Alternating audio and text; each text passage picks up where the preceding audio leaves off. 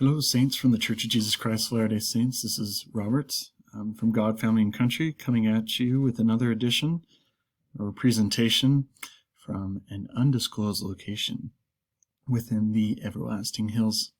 So I'm going to do a little something that's been on my mind, and I was reminded again with General Conference. And I hope you're having a wonderful Easter weekend. It's beautiful here.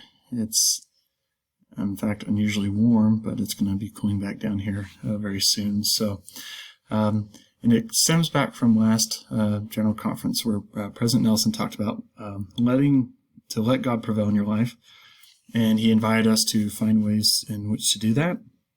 And so I've been doing that myself, and it hasn't always been easy, or at times life gets in the way, whatnot. But I thought, what better way to turn to the scriptures? And I don't know if any of you have noticed this, but I have found that some of the best doctrines or teachings are found in some of the most obscure books or places that members, and myself included, I've been guilty of this, you kind of just glaze over and gloss over. And the Old Testament is one of those. It's pretty amazing. I've actually maybe for a quick video, I'll have to go over just how much is contained in the Old Testament concerning the last days, prophecies, how much it's quoted. It's an incredible book of scriptures, and that I love, and I've really tried to make a concerted effort in the last few years to study. And so I'm going to be doing a series of presentations.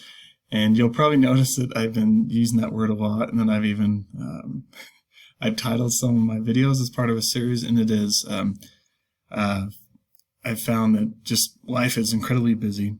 It's become even more so busy in the last several months, and so I'm trying to put out these videos as much as possible, and so I don't have any rhyme or reason as to why I release certain presentations the way I do. So but this one, I'll probably be doing 2 or 3 of these lessons from the Old Testament under the Let God Prevail, just from the book of Numbers alone.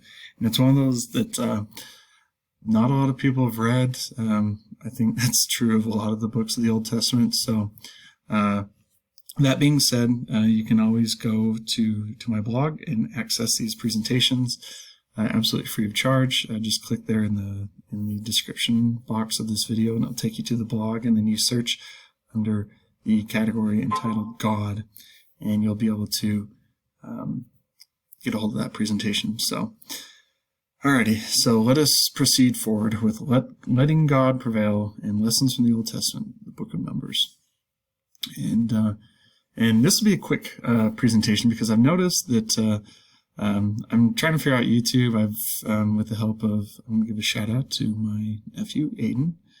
He's been really helpful in getting me up to speed on how the world of YouTube. And so I've been looking at the analytics, and I'll make these really long videos, and the average viewership is, it's like 50%. So it's like 15 minutes of like a 30-minute video is what the average people watch, which I understand, like, might not interest you. You get a phone call, or you're in the car, or doing something, or you're maybe listening to it as you fall asleep. But I just have to chuckle sometimes, and the thought came across to me that you can put the meaning of life at a 10-minute video, and people won't listen that full 10 minutes, and they miss out on the meaning of life. Not that I know the meaning of life, but anyways, as I looked at some of these analytics, I just had to chuckle, and when I saw that, and that's so. Do yourself a favor, listen to the very bitter end. I promise it'll be worth it. So, anyways, that said, the book of Numbers, what is the book? Where does it derive its name from? And what are the lessons we can learn from the children of Israel to apply to our day? And if you never read the whole book of Numbers, I would suggest you read it. It isn't, I wouldn't call it an easy read, but it's not something like Isaiah. And there's a lot of lessons to be learned. I think it's pretty amazing to see there's so many parallels similar to our day as to the children of Israel, and how the Lord is trying to lead his people to something better, lead them to the promised land. And there was some very difficult lessons that were learned.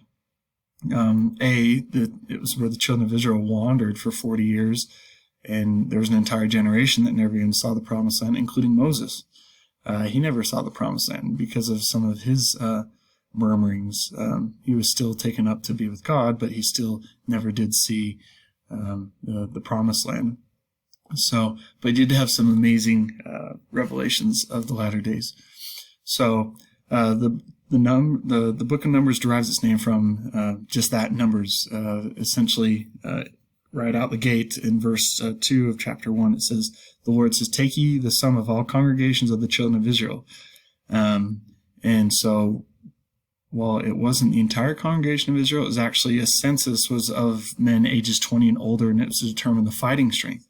Because as you'll recall, Israel, of course, was wandering. They were literally going to have to fight their way into the promised land. So the Lord needed to know the strength of the fighting force from every single tribe to be able to determine what they need. And of course, there was actually some also governing that came into play too.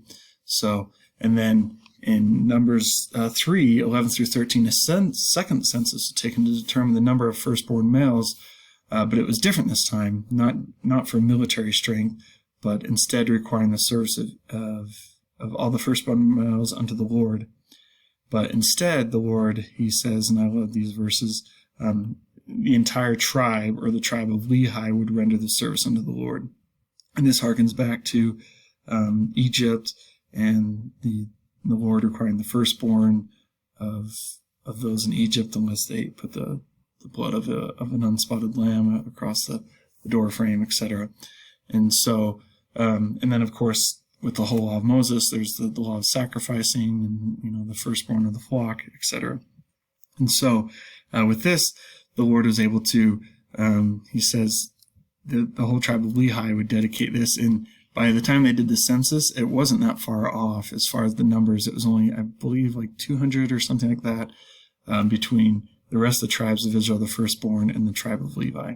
And so that was to be how it was for many, many, many years.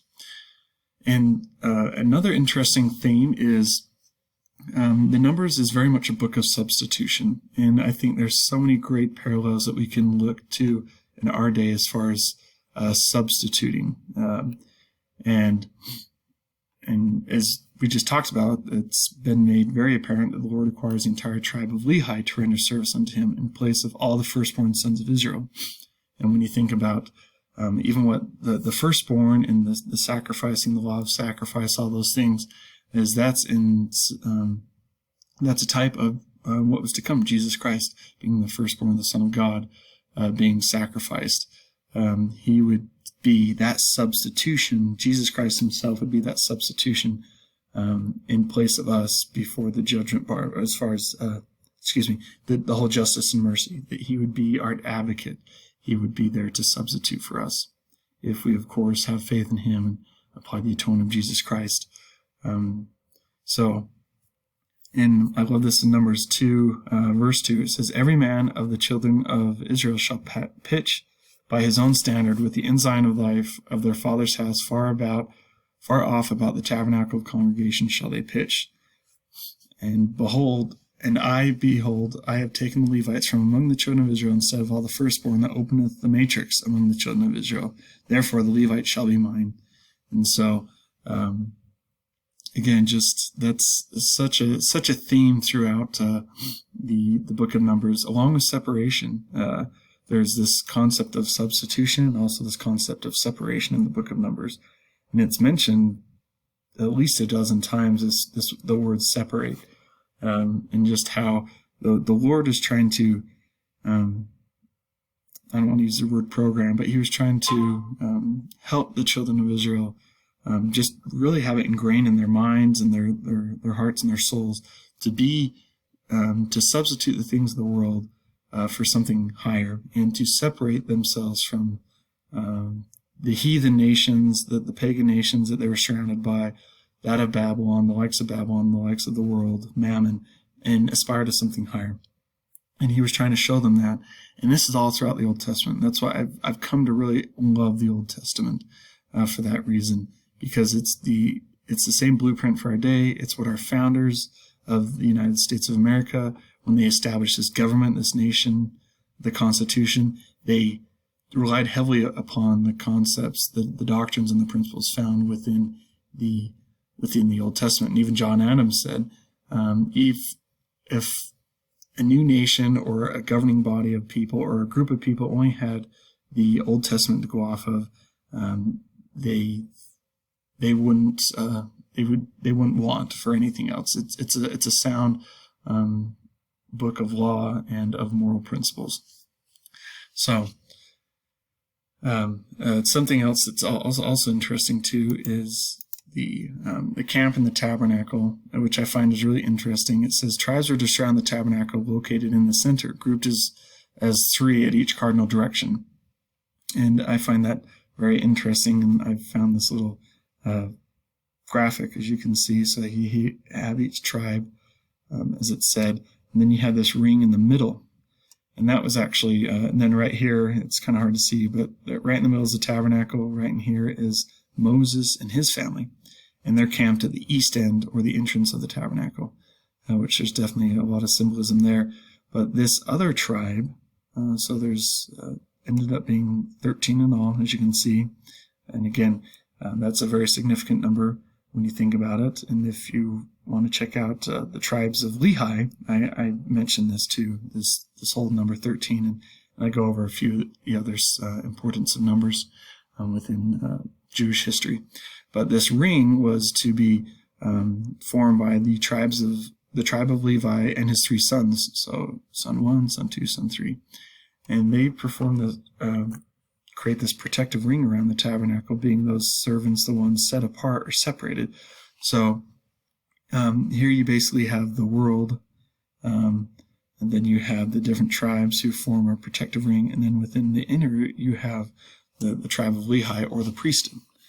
And anytime, and it talks about this in the book of Numbers, anytime anyone's to enter into the tabernacle, they have to have a member of the priesthood accompany them into the tabernacle and to help assist them as they perform these ordinances and these rites within the walls of the tabernacle.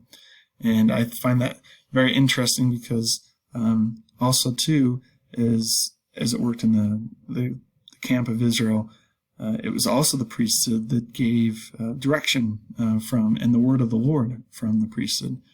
And it's the exact same thing today. And there's several references in D&C, which I'll actually upload to, when I upload this to my blog, I'll have those references there.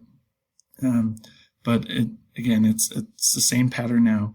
And so, and something also that I found interesting too, and that we can apply to our life nowadays, is instead of all the tribes being faced outward, which you would think that would be the most wise thing to do, just because, again, they were in the wilderness. There's marauders, even different nations and countries could even come attack them. But instead, they were all focused on the tabernacle. And even here with Moses and Aaron and their families being here at the entrance or the east end of the tabernacle, they were all focused on the tabernacle and the Lord's and mouthpiece, or Moses the prophet. And so I think that's just a very interesting thing of nowadays, and we see it throughout the scriptures. King Benjamin, people coming to pitch their tents there at the temple, and how even though unfortunately for a time it's starting to come back as far as worshiping in the temple, that should be the focus of many LDS families' lives too, is the temple and the ordinance performed therein. Even Elder Bednar reminded us that it's not the building itself, that we shouldn't worship the building, but it's everything that happens inside that building should be of the utmost importance and focus. And Mike, we're enjoying this conference weekend to focus on what the Lord's prophet has to tell and say to us and help us and guide us. And something also too within the book of Numbers, if you haven't ever checked it out, is this conscious choice to serve God and allow Him to prevail in our life. And there's actually the Nazarite vow. And if you never checked out that particular vow, it's a very interesting one. There's something, It was usually for 2 years, which I find very interesting as it relates to missionary service. And there was a standard of there was certain food and drink that they could eat and not drink, and even their appearance. One of those was they couldn't trim their hair, and one of those famous examples of that is Samson and him not trimming his hair. And so this was just meant to help just designate that this person had taken upon this vow. And technically, as it went, even if you only had, you're almost done with your time period, and you even accidentally partaken of some sort of food or drink, you would technically have to re-up your vow and start all over again. So, and I think, again, that's very interesting as members of the Church of Jesus Christ of Latter-day Saints, is what are some of the commandments, principles, and ordinances that we are told to follow and that we're taught and perform today that separate us from Babylon and allow God to prevail in our life. And again, it's something that's it's very interesting to ponder. And if you have thoughts or comments, I think we all would be edified and uplifted if you were to share those in the comments. I think it's a really great question to ask, and just to allow us to, again, what are we trying to do? What is the Lord wanting us to do? What are we trying to move towards? And what is the prophet, the brethren, and the other church leaders? They're trying to push us towards something. They're trying to, again, we need to let God prevail in our lives. Otherwise, we can't focus on not only helping ourselves and making ourselves a Zion person in our heart and mind, but we can't do it in our home. And if we can't do it in our home, then we can't expand outward to our neighbors and our community at large. But again, it just, the world is teaching us to be apathetic, this entropy, just all these things, just to be passive. But the Lord is asking us to be direct, just like he was with the children of Israel.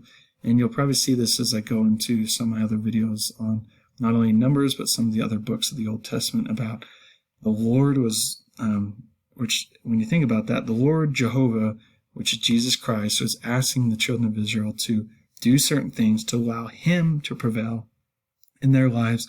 And nowadays, the same thing is being asked of us. And again, there is no coincidence that President Russell M. Nelson is asking us as Israel to, not only gather Israel, but also to let God prevail in our own lives and to look for ways to allow that to happen. So there's no coincidence. And if by doing so, we will be led to the promised land. And if you haven't checked it out, check out some of the macro last day timelines, and you'll see that timeline and what it is that the Lord, through his servants, is trying to prepare us for and to be able to accomplish. So, in conclusion, and I love this, it's one of those gems within the book of Numbers, and it's found in Numbers chapter 6, verses 23 through 27. And I'll just go ahead and read that and conclude. It says, "On this wise shall you bless the children of Israel, saying unto them," so this is the Lord bless thee and keep thee. The Lord make his face shine upon thee and be gracious unto thee. The Lord lift up his countenance upon thee and give thee peace. And they shall put my name upon the children of Israel, and I will bless them. And some pretty amazing verses. And I think I could just absolutely hear President Nelson saying this today. And I think he said it in a different way. But I think that one of the takeaways, if you don't end up reading the whole book of Numbers and you're just going to watch this presentation, is this, and we're going to see it more and more. The reason why I'm doing this is because of President Nelson's talk from Sunday morning General Conference, April 2021, is God may not move a physical mountain that's a beautiful mountain that's with trees growing on it, but he will move other mountains. And as we have faith in God, in his son Jesus Christ, is we not only remember our covenants, but we renew our covenants, and we keep those covenants in our mind that we have made in the waters of baptism as holders of the priesthood, and also those covenants that we have made in the temple. God will fight our battles. we don't need to always be turned outwards towards our enemies, but we need to, like the children of Israel, we need to be turned inward towards Christ and looking at those things that will help give us strength for the coming days. And he will be with us. He will give us strength to fight for the cause of Zion. Nothing can stop the Lord. If that's a theme that I have learned from studying the Old Testament and the children of Israel, is nothing can stop the Lord. The only thing that stops the Lord is ourselves. But it's only in our own personal ways. And the Lord will still move forward. It just might slow it down. But the work will move on with or without us. And as people go their separate ways, go down strange paths, or they choose to not let God prevail in their lives, it's the Lord's work will continue to move forward. And as sad as that is to see, it's just life. It happens. So I appreciate you coming along. Hopefully that was helped as far as my whole point about the meaning of life. Hopefully that was worth it to stick out here to the end. Thanks for coming along. Feel free to share with others. Let's connect with like-minded people. Let them know that there are other people out there, and that there is much good in this world, and it's worth sharing. So, good luck. God bless, and join me next time for another presentation on God, family, and country.